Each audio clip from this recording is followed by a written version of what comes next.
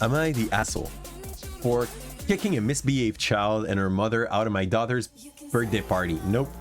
Like, let's start that easily. I don't care what they've done, but if they done something that was hurtful to you or to your daughter, get the hell out. They probably don't owe them anything. But let's start the reading now. Hi, 35 female, have a 10 years old daughter named Alicia. That's nice. That's not the worst name, but like it's very common at this age at the moment. She just turned 10 this past Thursday, and the party was Saturday. Alicia has a good friend at school named Quinn. Quinn. I'm gonna call it Quinn. I'm sorry if I failed the pronunciation. And she was at the party along with her mother, Liz. The party was at one of those indoor trampoline bouncy house plays. Cool. You did not like Liz because she spoils Quinn to the point that she's impossible to discipline. She doesn't listen, and she is very self-centered. Okay. Oh, just a spoiled child for now. Quinn is so spoiled that she throws tantrum whenever her attention isn't on her. So I was afraid this would be an issue at the party, but Alicia really wanted her there. So Alicia get her cake, and Liz actually asked me if Quinn could blow out the candle with my daughter. No, because our daughter was about to pitch a fit. No, still. Alicia and I both said no, and Quinn started to cry. We don't care. Everyone ignored her while we ate the cake. She's gonna have... Here's the thing, though. Like, this kind of child might think that their attitude is fine at first. But if you don't knock these kind of thing off their attitude early, they're gonna have the hardest time keeping their friends when they're gonna be teenagers, when they're gonna be in elementary school. Like, if you throw a fit every time someone gives attention to someone that you want the attention of, people will hate you. Like, they will not tell you, but they will just like move you away from the group. If your first reaction is to throw a fit, to cry, or to go and pout every time something does not fit exactly what you want, people will eventually push you aside. Quinn threw a full-blown tantrum when she saw Alicia opening all her presents from her family and friends. She screamed about wanting one of Alicia's gifts and how it wasn't fair how she was getting everything. She's Cartman. Quinn is how the hell do you call your daughter Quinn? Sorry for all the Quinn out there, okay, but like it's kind of Queenie as a name. So this fits well. I don't know if it was decided for the story or if it's the real name. It was so embarrassing because even people outside of our party room heard Alicia was getting annoyed trying to yell her thank yous to the guests for her gift because some of them barely heard her over Queen's tantrum. The kid went to play again. One of the parents suggested to get away from Quinn screaming. She sat there and pouted instead of playing. Stop. Okay.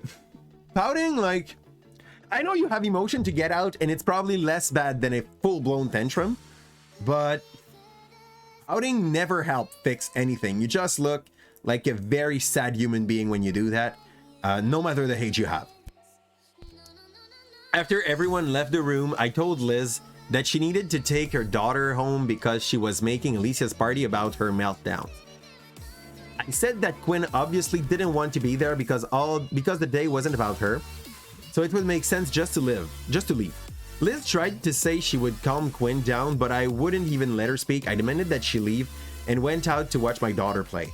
My husband, he was on his way, he was coming later on, told me that I should have just let Quinn stay instead of causing a scene and added to the drama because Alicia was still having a good time. I don't know, I just don't think Alicia wanted someone throwing tantrums every 2 seconds at her 10th birthday party, even if she didn't say it. That's not ideal for everyone. I don't think that makes her the asshole. Honestly, like, it's not said, but I will consider that implied to some point, okay? Most of the time in these kind of big party, it's the hosting parent that basically end up paying for like all the kids'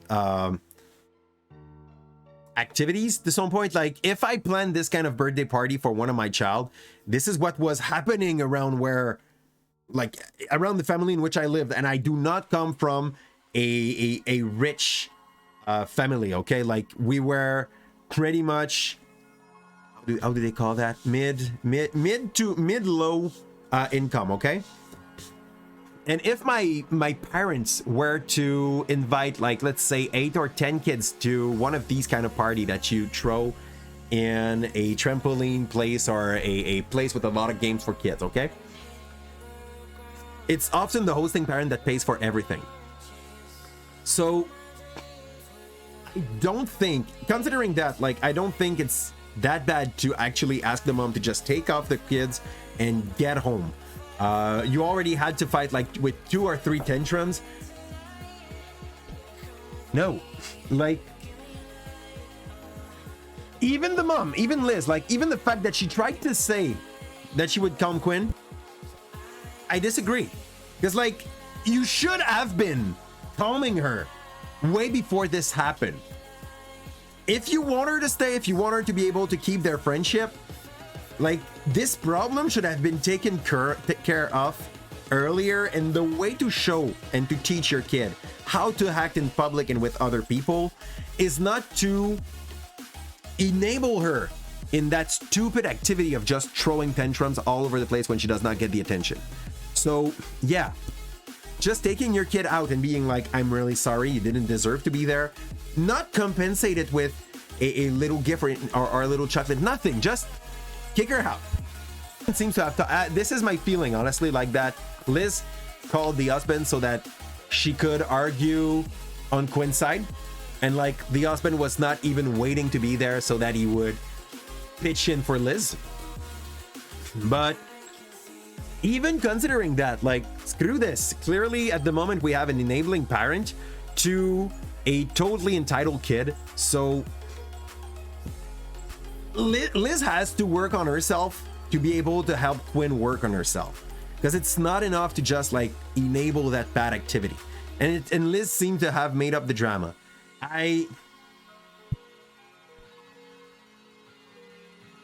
You mean like make it look like it's less bad than it is, right? Honestly, like, there's no way she's the asshole.